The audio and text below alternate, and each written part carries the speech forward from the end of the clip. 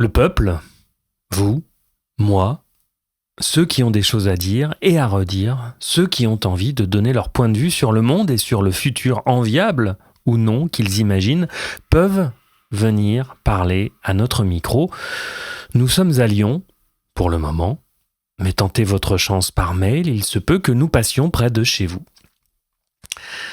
Je vous l'avoue, je suis allé chercher des gens que je connais, voire des amis, parce que ça me semblait plus facile d'évoluer en terrain connu pour les premiers épisodes de cette nouvelle série d'entretiens dans Calreco. Ça n'était donc pas difficile de trouver un cadre de discussion sympathique et enrichissant avec l'invité du jour. Plébéienne, c'est à toi.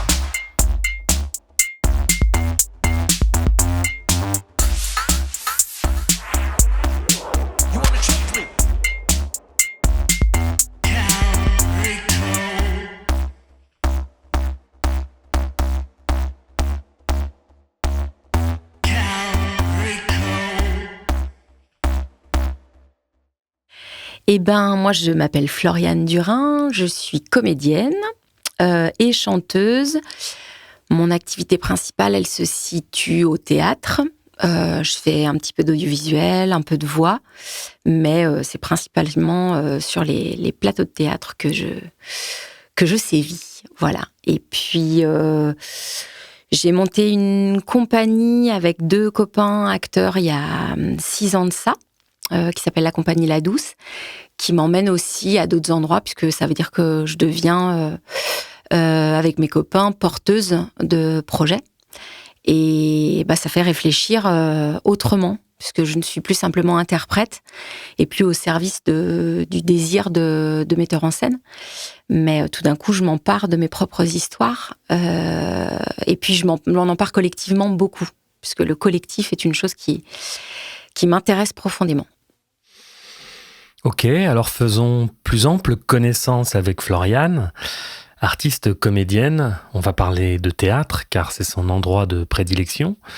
Floriane, quel a été ton parcours? Comment envisages-tu ton métier? Le choix du théâtre, il s'est fait très tôt. Je sais même pas, je pourrais même pas te dire exactement à quand il remonte, mais en tout cas, c'est très tôt. C'est très tôt. À l'école primaire, c'est déjà présent. Et puis après, fin de collège, il faut que je m'oriente. Et c'est tracé pour moi. Je ferai une école pour apprendre à être comédienne.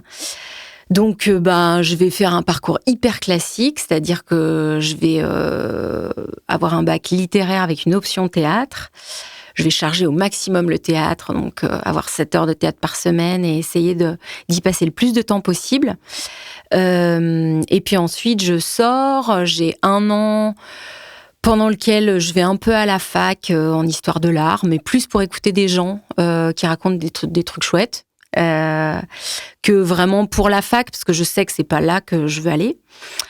Et pendant cette année, je prépare les concours. Je passe le concours d'une école qui est montée à ce moment-là à Lyon, qui s'appelle la Seine-sur-Saône, qui n'existe plus aujourd'hui, mais dans laquelle je vais traverser 3 années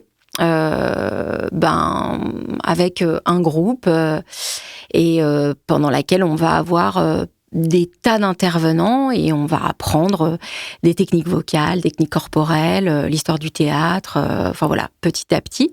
Et puis après, assez rapidement, à ma sortie de l'école, je vais travailler par des intervenants justement avec lesquels j'avais eu un bon feeling pendant mes années de formation et puis il va y avoir une rencontre importante pour moi qui va faire après 18 années de ma vie de comédienne qui sera avec un metteur en scène qui a une troupe metteur en scène qui s'appelle Michel Beltante et avec lequel je vais voyager comme en famille.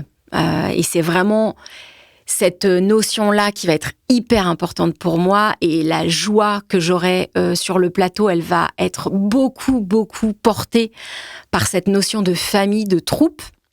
Même si, à ce moment-là, Je suis pas encore prête à m'émanciper du papa, que le metteur en scène a pour moi encore une place importante et que je m'en remets beaucoup à lui et que c'est encore très agréable pour moi d'être un objet de désir.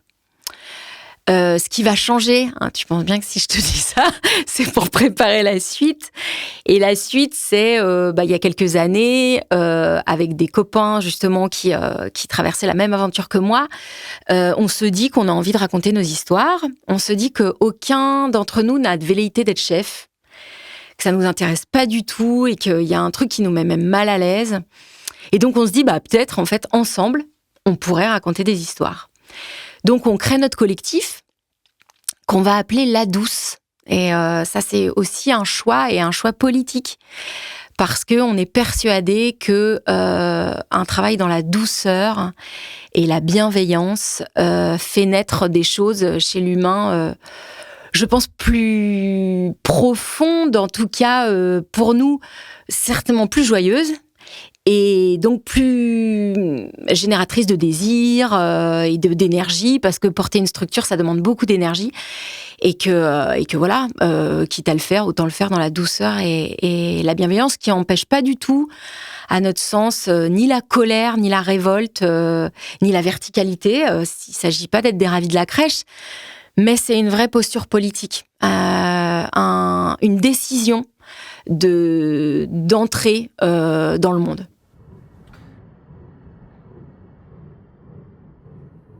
La politique, on y viendra, vous pensez bien. On est sur Calreco, quand même. Je voulais avant comprendre la décision de Floriane de quitter le cocon douillet d'une compagnie de théâtre qui a pignon sur rue pour monter la sienne avec ses amis. Était-ce une raison artistique ? Un ras-le-bol de voir toujours les mêmes têtes, ou aussi un constat un peu psychanalytique avec l'idée de prendre de la distance avec ce rapport paternaliste, voire patriarcal, qui lie souvent les actrices et aussi les acteurs aux metteurs en scène. Ouais, c'est sûr que ça n'a pas été... Enfin, en tout cas, pour moi, c'est pas un point de rupture qui arrive, qui fait qu'il y a un clash, tout ça. Les choses ont été bien plus glissantes, et d'ailleurs, de son côté aussi.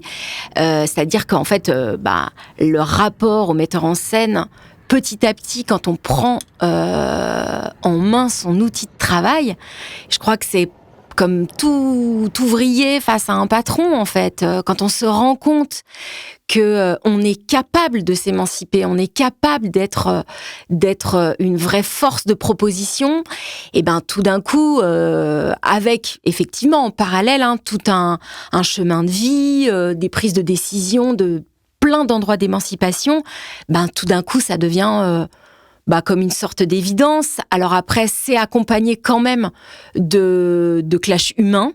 Parce que en tout cas dans ce rapport-là, ça arrive, et lui aussi, je crois, décide de finir cette histoire d'une façon assez violente, ce qui m'appartient pas totalement. Après, moi, je crois que j'ai d'autres choses à faire à ce moment-là, donc je vais pas m'attarder dessus. Je mettrai un peu de temps à le digérer. Je sais même pas si aujourd'hui c'est totalement digéré, mais en tout cas, c'est un glissement, ça c'est certain. Et c'est que on a mis en place collectivement, parce que finalement, avec les copains, on a tous vécu une aventure similaire, mais on a mis en place notre outil de travail pour pouvoir, je crois, traverser la rupture avec le père, en fait. C'était vraiment notre chemin. Et donc voilà, ce travail de La Douce, petit à petit, il se construit, et puis il va continuer à se construire, et on n'a pas fini d'explorer. On a dit qu'on y viendrait, on y vient donc, car tout est politique évidemment, et certainement plus que tout le monde, un artiste doit s'engager, et pas seulement pour râler parce qu'il paye trop d'impôts. En tout cas, c'est mon point de vue. Comment fait-on ces choix esthétiques, artistiques et politiques dans une création théâtrale, tiens ?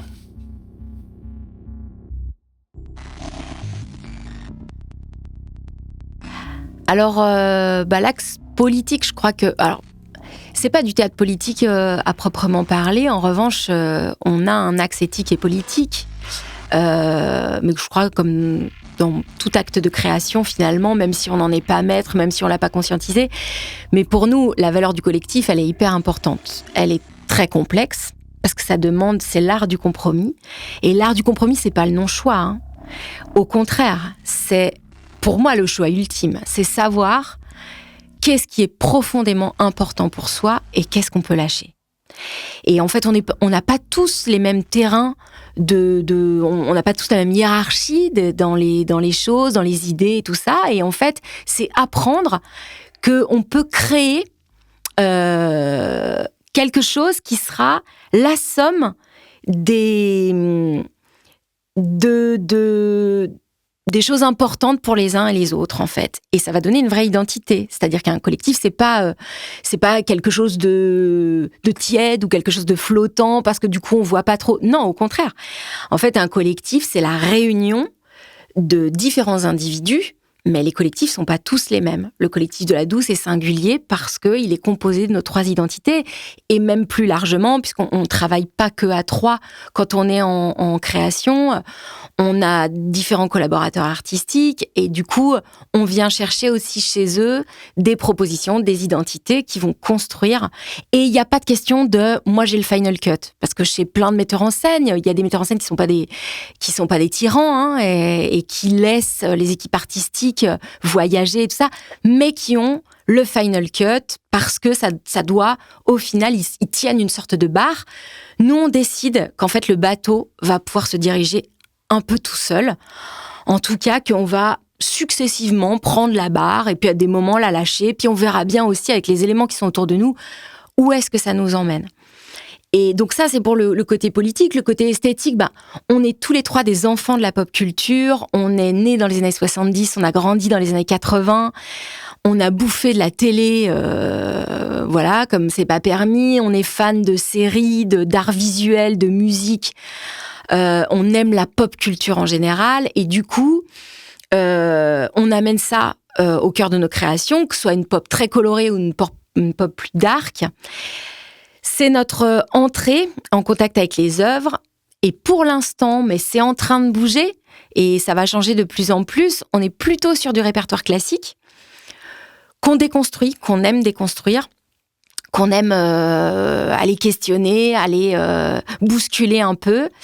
Et ce répertoire dit classique, on vient le chambouler avec nos références de pop culture. Mais finalement, la pop culture, c'est une déclinaison des grands mythes. Et quand on va chercher dans les mythes fondateurs, on tombe assez rapidement sur nos pieds avec les gros blockbusters, qui nous réjouissent.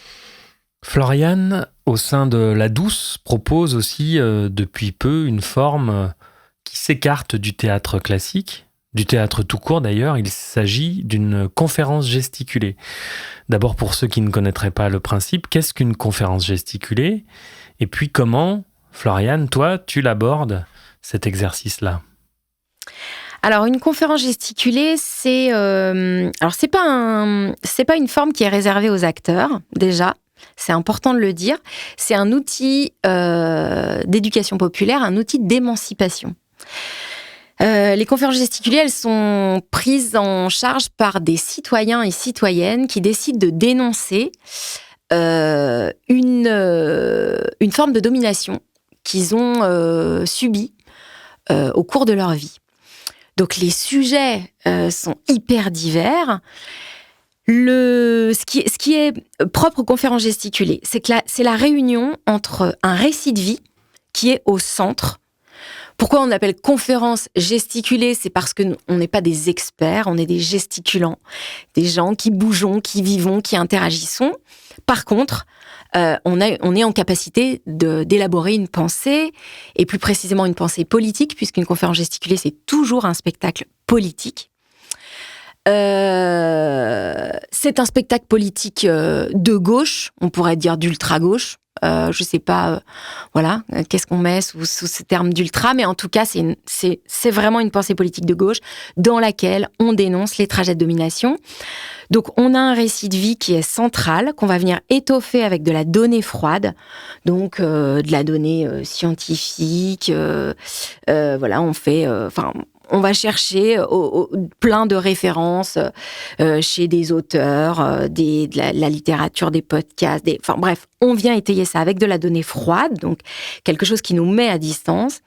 Et puis après, on tisse, on fait une sorte de maillage avec... alors, c'est pas toujours le cas dans les conférences gesticulées, mais c'est quand même majoritairement ça.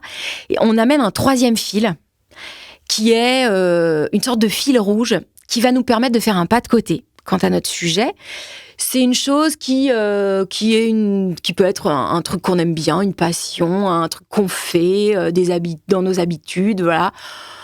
Moi, par exemple, j'ai choisi les héroïnes de blockbuster parce que je retombe sur la pop culture, que je les adore, qu'elles sont pour moi depuis très longtemps je sais pas si c'est des modèles, mais en tout cas, j'aime aller regarder et à voir ces combattantes, ces résistantes de ces gros blockbusters. C'est des figures féminines aussi qui changent un peu des princesses Disney et ça me plaît. Donc voilà, on a ce maillage entre ces trois choses-là et le centre qui est le discours politique. Le principe, c'est de permettre à des citoyens et citoyennes de construire un discours politique à partir d'une expérience de vie. Comment est-ce qu'on voit que ce qu'on a traversé, ce qui nous a été imposé, n'est pas simplement notre petite histoire, mais fait partie d'un système plus large qui est un système de domination.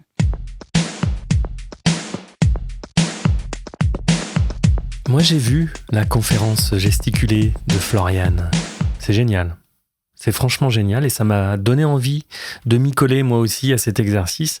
Alors, j'ai pas vraiment le temps pour l'instant de me former et puis d'écrire une conférence gesticulée, mais je pense que ça fait partie des objectifs à moyen, voire à long terme que je peux me fixer car c'est un moyen d'expression incroyable et très jubilatoire, il me semble.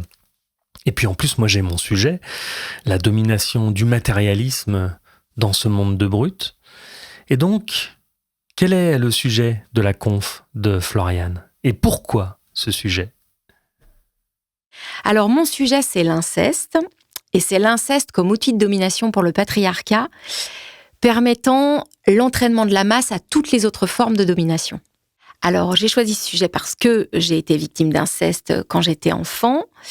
Que c'est une chose avec laquelle j'ai dû me débattre pendant bien des années, que j'ai commencé par 10 années de psychanalyse, et puis ça a suivi aussi mon parcours de comédienne, hein, je te le disais tout à l'heure, être un objet de désir, qu'est-ce que ça veut dire, qu'est-ce qu'on accepte en étant objetisé.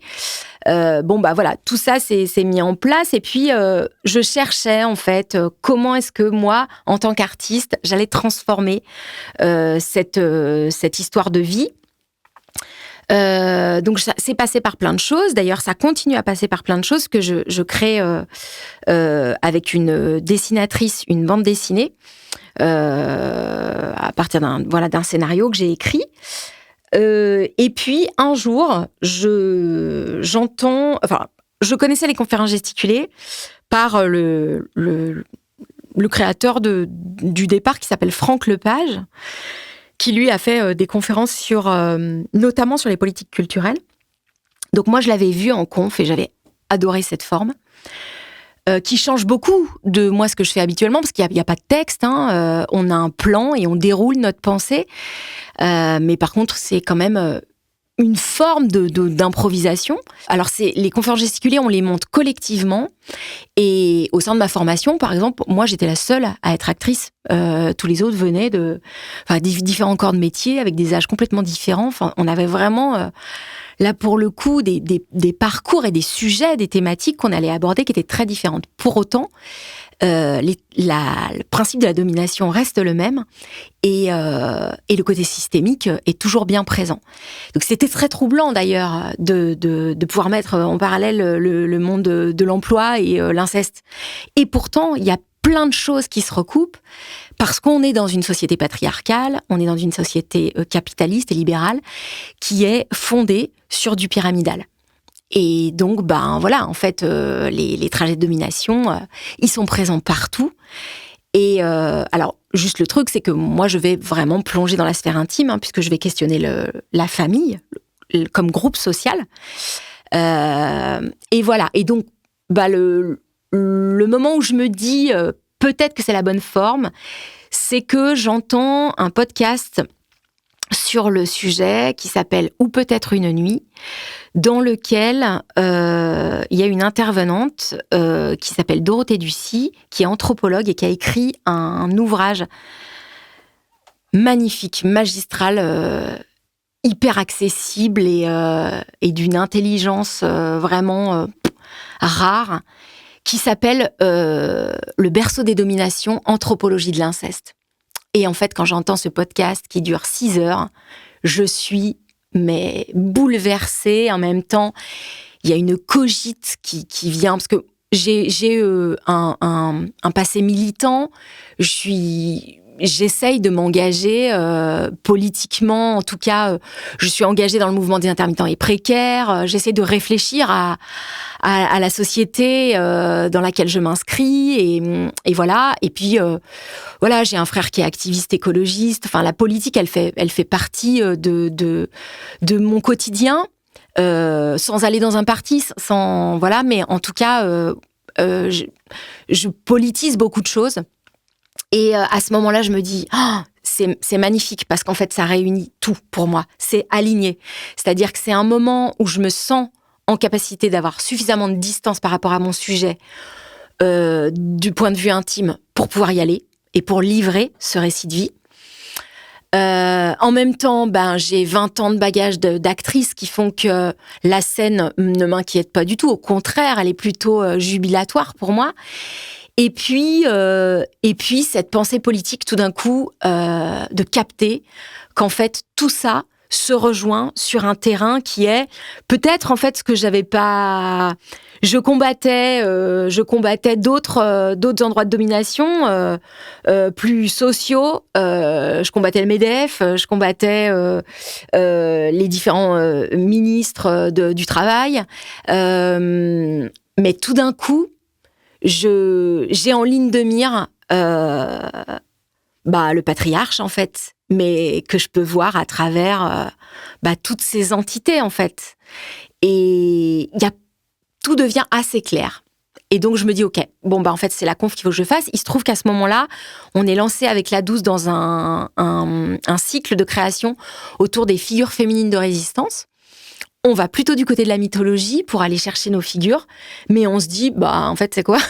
Peut-être c'est pas mal, en fait, comme figure féminine de résistance. Moi, je vais y aller, parce que, en fait, c'est chouette de parler d'Andromaque, d'Antigone, d'Athéna, mais peut-être qu'en fait, je peux prendre ma part là et me redresser et porter ma verticalité en tant que femme face à la cité. Voilà. Et donc, c'est ce que je fais à travers cette conférence.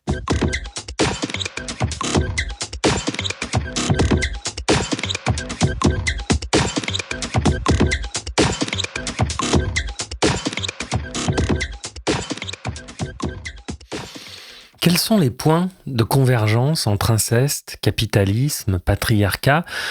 On n'a pas tendance à voir l'inceste comme une problématique systémique, et pourtant, c'est ce que Floriane dit dans sa conférence. C'est totalement le cas. Alors, ma conf dure 1h45, et je pense que je pourrais en faire 3 heures. Il n'y aurait pas de problème là-dessus, j'aurais de la matière. Non, c'est évidemment systémique. C'est évidemment systémique. Les chiffres sont là pour le dire. En 2020, il y a une enquête qui est commandée à l'Institut de sondage Ipsos qui va révéler que 10% des Français déclarent avoir été victimes d'inceste. Je dis bien déclarent, parce que déclarer un inceste, c'est un parcours. Et on sait qu'il y a plein de situations qui ne sont pas dénoncées. Des fois aussi parce que les gens ne conscientisent pas que c'est une situation incestueuse. Aussi parce que plein de gens sont dans ce qu'on appelle l'amnésie traumatique. C'est-à-dire que l'esprit face à un traumatisme trop grand a décidé de couper l'écran et met un blackout sur les souvenirs. Donc, selon les associations de victimes, on serait plus autour de 13 à 15% de la population. Alors, les pourcentages, c'est toujours un petit peu compliqué à prendre, à avoir en tête. En France, ça veut dire 6,7 millions de personnes. Et si on est plus entre 15 et 13%, ça veut dire entre 10 et 8 millions de personnes. Ce qui est colossal. C'est énorme. Et c'est 4 enfants sur 10. Mais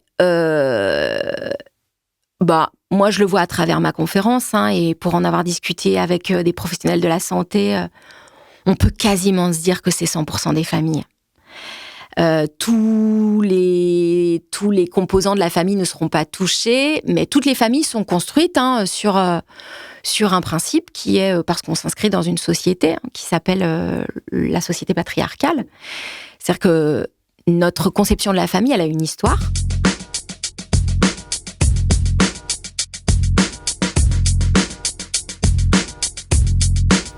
On n'est pas dans les conditions du direct. Vous le savez, je pose ma voix a posteriori. Vous l'entendez certainement. Et donc, à ce moment-là de la discussion, j'ai interrompu mon interlocutrice en entendant le pourcentage astronomique des enfants incestés. 4 enfants sur 10, c'est énorme. Et surtout, une chose sur laquelle j'ai percuté, c'est qu'on ne prend pas en compte les enfants victimes d'abus sexuels par des personnes extérieures à la famille. Ça a été mon cas à moi. J'ai été abusé enfant par le fils de ma nourrice. J'avais 5-6 ans, il en avait 17. Pour moi aussi, il a fallu conscientiser et travailler sur cet événement qui a participé de manière pas très profitable à ma construction, je vous l'avoue. Ça veut dire donc qu'il y a forcément autour de vous des personnes qui ont été abusées. Et donc il y a forcément autour de vous des prédateurs. Dans cette pièce, nous étions 3, Floriane, Clément qui était à la régie son et moi. Et on était déjà 2 sur 3 à avoir été abusés. Et je n'ai pas posé la question à Clément. Évidemment. Ouais, ça rajoute. Non, je parle vraiment que d'inceste. Donc ça veut dire, alors si on peut donner une définition de l'inceste, c'est une chose assez édifiante. Ça d'ailleurs, j'en parle dans ma conf quand j'ai commencé à travailler sur le sujet. Je me suis dit il faut que j'arrive à définir certains termes. Je suis allée chercher sur le net et alors là c'est assez magistral. On a beaucoup de mal à le définir.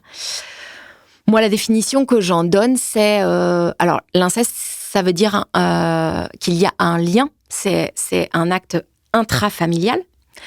C'est un membre de la famille, toujours un aîné. C'est toujours un aîné sur un cadet. Il n'y a pas d'histoire de petits qui incesteraient des aînés. Donc on est déjà sur un principe de domination qui est assez clair. Ça ne veut pas dire que c'est pas dans la même génération, mais il y a toujours le lien de domination qui est présent des aînés sur leur cadet. Donc, c'est un individu qui pose un acte d'agression sexuelle sur un cadet ou une cadette. Alors, dans 78% des cas, ce sont des filles, les victimes, 22% des garçons, et dans 96% des cas, les agresseurs sont des hommes, 4% des femmes. Dans une société qui est construite autour du genre masculin, une société qui est viriliste, on peut se dire qu'il y a à nouveau un schéma de domination qui s'exerce. Voilà, c'est une domination sexiste et c'est une domination au niveau des âges, en fait, des aînés sur les cadets, toujours. Voilà. Donc, ça nous dit déjà un système. Ça dénonce déjà un système. À partir du moment où on se dit c'est toujours comme ça que ça se passe, alors on peut se dire que c'est systémique. Juste pour revenir rapidement sur la famille, le terme famille vient du mot familia, qui est dans la Rome antique, qui désigne l'ensemble d'une maisonnée, un groupe qui est constitué de femmes, d'enfants, d'esclaves et de serviteurs, et qui sont tout ce petit monde-là, il est dominé régi par une figure qui est le patriarche.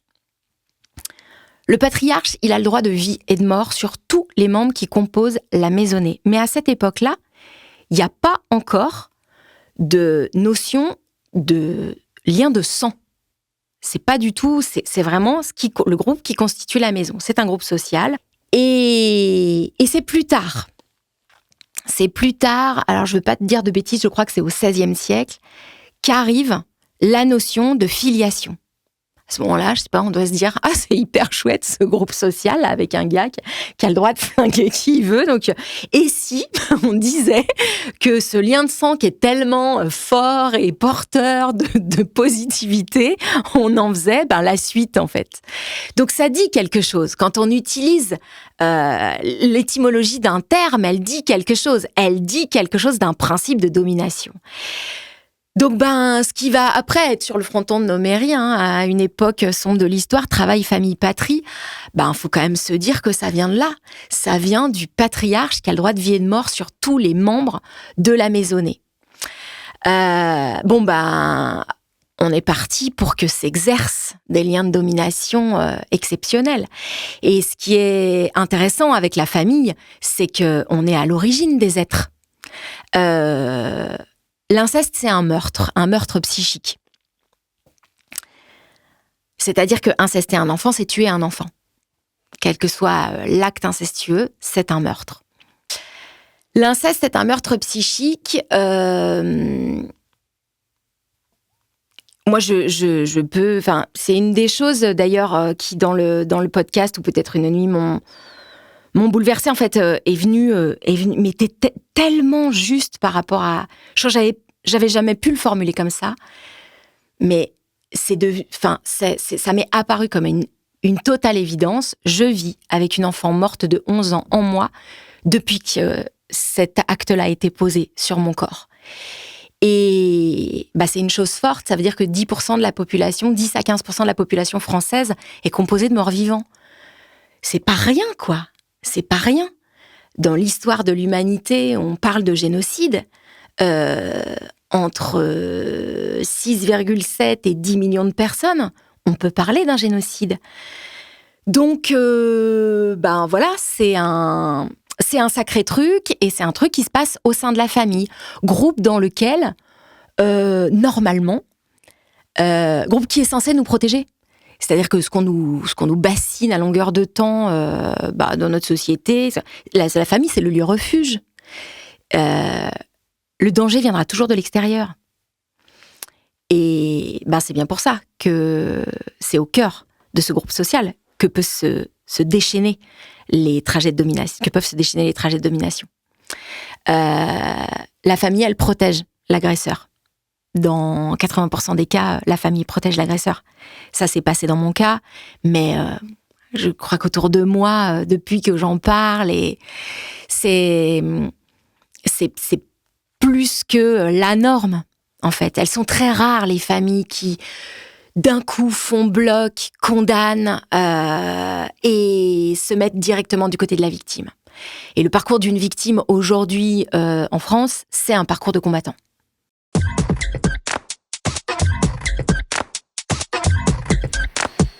Ah, la famille, lieu et valeur refuge. Pas tout le temps. Dans les cas où la victime a le courage de se confier à des membres de sa famille, donc 80% de chances qu'elle ne soit pas entendue, voire même condamnée, c'est ouf. Et il semble que ça se soit passé comme ça pour Floriane. Oui, alors, condamner la victime, ce qu'on a condamné, c'est ma parole. C'est-à-dire que, alors, personne n'a remis en question ce qui m'était arrivé. En revanche, il y avait un problème avec le fait que je parle. Je devais me taire. Mais c'est une chose assez simple à comprendre. La famille, c'est le premier lieu dans lequel on nous donne une place. Chaque être a besoin d'avoir une place, a besoin de se situer par rapport à ses congénères. Si on vient à l'origine de à quel moment est-ce qu'on m'a donné une place, c'est au sein de la famille. Que ce soit une place de merde ou une place géniale, c'est au sein de la famille. Et même si c'est une place de merde, on en a quand même une. Et il n'y a rien de plus flippant que de se dire qu'on n'aura pas de place, en fait. Être sorti de la société, être sorti du groupe, quand c'est pas une chose qui est décidée, mais que c'est une chose qui est subie, c'est un truc d'une violence hallucinante. On est des animaux grégaires. On a besoin du regard de l'autre pour pouvoir exister. On a besoin de pouvoir se situer. Un bébé, il a besoin pour pouvoir, au fur et à mesure de son évolution, pour pouvoir se situer en tant qu'être à part entière, il a besoin du regard de son père et de sa mère. S'il n'y a pas ça, alors la psyché ne peut pas se constituer comme étant dans l'unité, quoi. C'est-à-dire que la psyché, elle explose. Donc, c'est pas rien, cette chose-là. Donc, je comprends, si tu veux, aujourd'hui, j'ai passé plein d'étapes et cette conférence, elle est aussi pour arriver à comprendre ce qui s'est passé, ce qui se passe dans ces foutus groupes, en fait. Pourquoi est-ce qu'on résiste à ce point? Pourquoi est-ce que tout un chacun, là, dans la pièce, je suis sûre que, personne peut dire, ah ouais, moi j'ai pas de problème avec le fait que on mette son doigt dans le sexe d'une môme de 11 ans, en fait. Évidemment. Sauf que c'est plus complexe que ça. Et que il y a tout un processus de déni qui va se mettre en marche et qu'en fait, on est pétri de domination. Notre rapport au monde, il s'est construit comme ça dans la société dans laquelle on existe et que c'est extrêmement compliqué de se détacher de ça. Il vaut mieux avoir un papa qui parfois est le père fouettard que de ne pas avoir de papa du tout, en fait. Parce que, alors je te dis ça dans la tête des gens, hein, et dans la tête de tout un chacun, parce qu'en fait, ça permet d'avoir un repère. Et que si on part du néant, ça va être une autre histoire pour pouvoir se... Donc, dans mon histoire, mais comme dans plein d'histoires, hein, les membres de ma famille, ils ont réagi dictés par la loi du patriarche. Le patriarche, il a dit, ces choses-là, on n'en parle pas, on oublie. La loi a été posée et chacun des membres de la famille s'est appliqué à la faire respecter. Donc moi, j'ai été sortie, je suis sortie aussi. Et puis après, on m'a invitée à ne pas y re-rentrer. Mais voilà, en tout cas, le groupe, l'inceste, c'est une histoire de groupe. Hein. C'est pas une histoire d'individu. Il n'y a pas de monstre.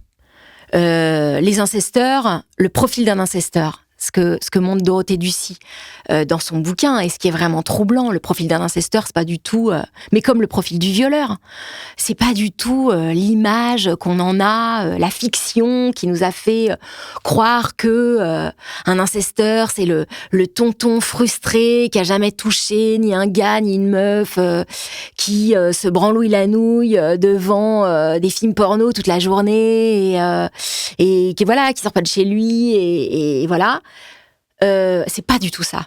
Le profil majoritaire d'un incesteur, c'est un homme, donc à 96% des cas, qui est socialement intégré, voire même valorisé, qui a majoritairement une femme, parfois des maîtresses, qui est sexuellement actif, parce que l'inceste, c'est pas une histoire de sexualité. L'inceste, c'est une histoire de pulsion de domination. Et ça n'a rien à voir avec de la sexualité ou une forme de... C'est pas une déviance sexuelle. Hein. Ça n'a rien à voir avec ça. C'est autre chose. C'est une volonté, une pulsion de meurtre.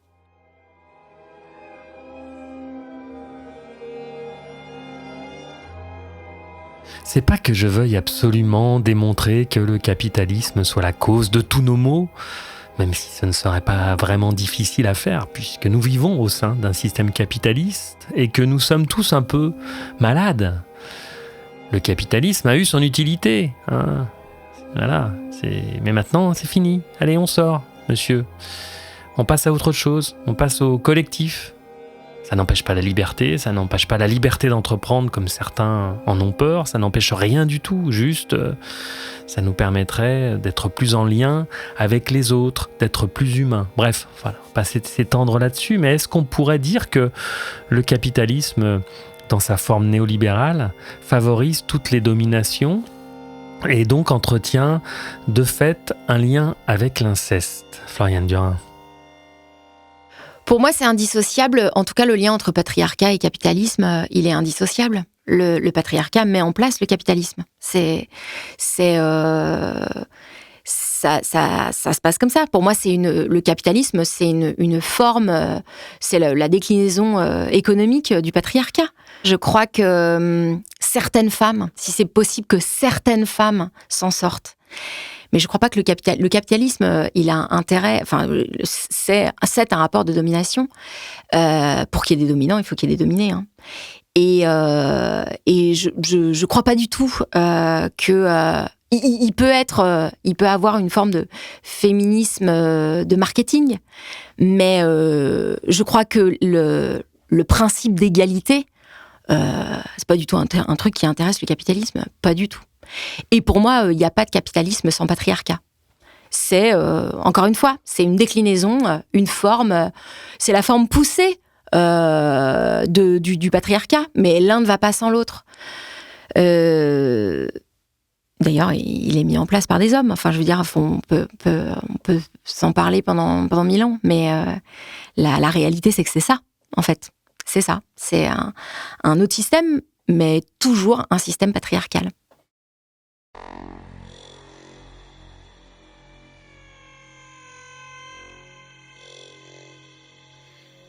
Tout doucement, on va commencer à se projeter avec notre invité en imaginant peut-être un futur enviable, parce que c'est le but de ce podcast. Imaginer notre avenir à la lumière des événements de notre époque. Alors comment Floriane, de son endroit, envisage-t-elle une évolution positive ? Car il faut rester dans l'espérance. Comment envisage-t-elle donc une évolution des luttes contre les dominations ? L'évolution de tout ça, moi je la vois par plein de... Je pense que les luttes, elles doivent être de plus en plus présentes, de plus en plus fortes, et qu'elles doivent se situer à plein d'endroits.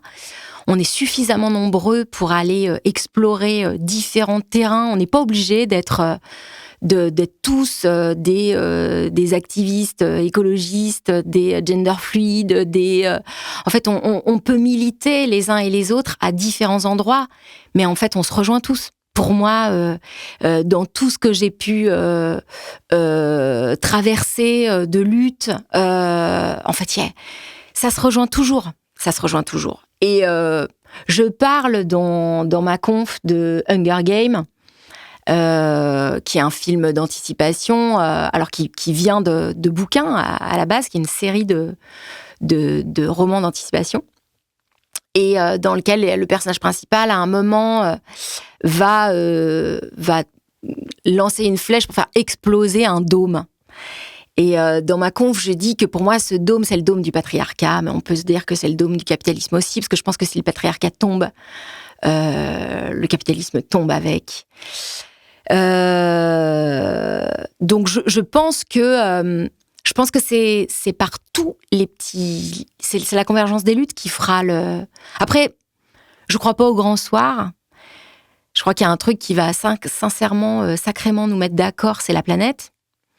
Elle est en train de le faire, et alors certainement que ça va pousser les rapports de domination encore plus fort, et que en fait les dominants capitalistes vont devoir faire tomber les masques, c'est-à-dire qu'à un moment ils vont prendre les armes, ils n'auront pas d'autre choix, hein. Et ils vont balancer au peuple des milices, et ça va être, je pense, moi je vois pas bien comment je les vois pas bien avoir une prise de conscience, disant en fait on n'a pas fait du bien à l'humanité, à la planète, aux autres espèces vivantes.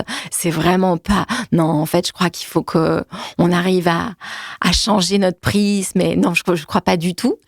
Je pense qu'ils vont bouffer le gâteau jusqu'à ce que mort s'en suive, et que après, je sais pas. Moi, je suis plutôt optimiste de nature. Donc je me dis qu'on est quand même sacrément plus nombreux, et que le jour où on s'en rend compte, il y a peut-être moyen qu'il se passe quelque chose. Mais ça veut dire... alors là, je vous invite tous à monter une conférence gesticulée. Hein. on a tous subi dans notre vie des endroits de domination. Et le jour où tous les citoyens ont en main une pensée politique qui les amène à comprendre, qui s'inscrivent dans un système qui les broie, il me semble que ça pourrait bien se passer. Oui, ça pourrait bien se passer. C'est une option, celle qui a ma préférence, évidemment. Mais à cet argument, j'oppose souvent le suivant. La technologisation de la société ne va pas nous permettre une émancipation croissante. La technologie pourrait bien maintenir les systèmes de domination. Les gouvernants n'ont jamais eu autant, comme le dirait Étienne Chouard, l'occasion de s'autonomiser, car ils ont tout, les drones, les caméras, le numérique. Ça va donc être un peu compliqué quand même. Moi, j'ai l'impression que la planète va aller plus vite. En fait, j'ai l'impression qu'ils vont être à la bourre. J'ai l'impression que la technologie, elle va pas suffire et qu'en fait, il y a un emballement là du changement climatique qui va pas laisser le temps de ça. En fait, je crois pas trop. Alors, ça veut dire que ça va être la panique et qu'il va falloir gérer cette panique-là. Mais dans un certain sens, j'ai l'impression que la planète est bien plus intelligente que tout ce bordel-là. Et qu'en fait, ça va aller plus vite. Pour une artiste comme Floriane Durin, ça ne devrait pas être compliqué de me faire une petite prospective, de me raconter son histoire du futur à elle. 2096, l'époque dans laquelle vit notre héros Cal Réco. Alors Floriane, comment imagines-tu la vie dans 73 ans ? Waouh, 2096. Bah, tu vois, j'ai entendu aux infos hier qu'en 2100, il y aurait 91% des stations de ski qui n'existeraient plus. Alors, on peut dire qu'il n'y aura plus de neige. Déjà, je pense que là, on peut être d'accord. Je ne sais pas s'il restera encore beaucoup d'eau. Ah, comment est-ce que l'espèce humaine aura évolué ? Allez, moi, j'ai dit que j'étais optimiste, alors je vais plutôt aller de ce côté-là. Et ben, en fait, on aura saisi que sans collectif, l'espèce humaine, elle est à rien. Et que on se sera réorganisé, on aura dégagé tous ces couillons là qui régissent le monde, voilà.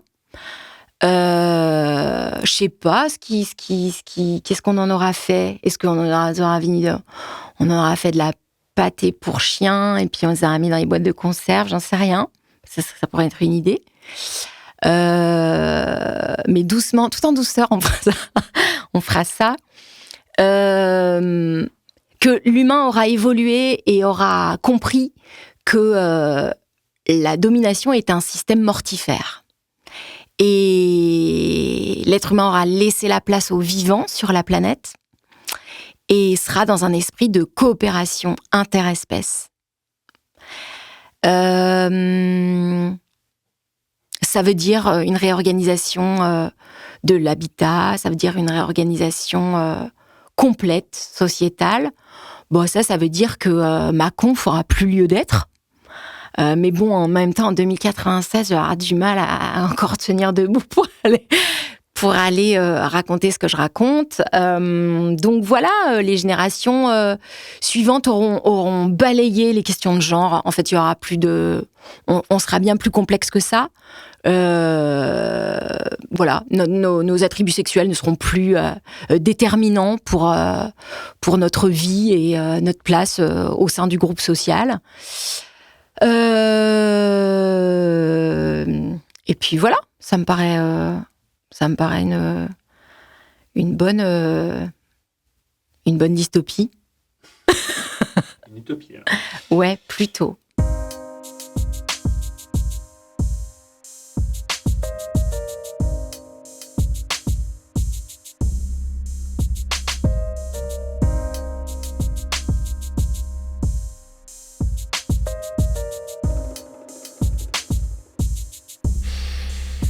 Je vous l'avais dit, mesdames, messieurs, que ces entretiens plébéiens allaient dépasser toutes nos attentes. Ne trouvez-vous pas ? Je suis très heureux de pouvoir vous proposer ces interviews. Nous en avons quelques-unes d'avance et nous allons continuer à aller chercher des plébéiens pour discuter, pour échanger. Alors comme je vous le disais, pour les premiers épisodes, j'ai décidé de rencontrer des gens que je connaissais parce que c'était plus simple pour moi de faire des essais, d'essayer de voir comment ça répond. Et ça répond vraiment très bien. Donc nous avons déjà trouvé quelques autres personnes. Et puis, je vous le disais, si vous êtes intéressé pour venir parler à notre micro, eh bien, envoyez-nous un mail. Vous allez le trouver, je ne m'en fais pas pour vous.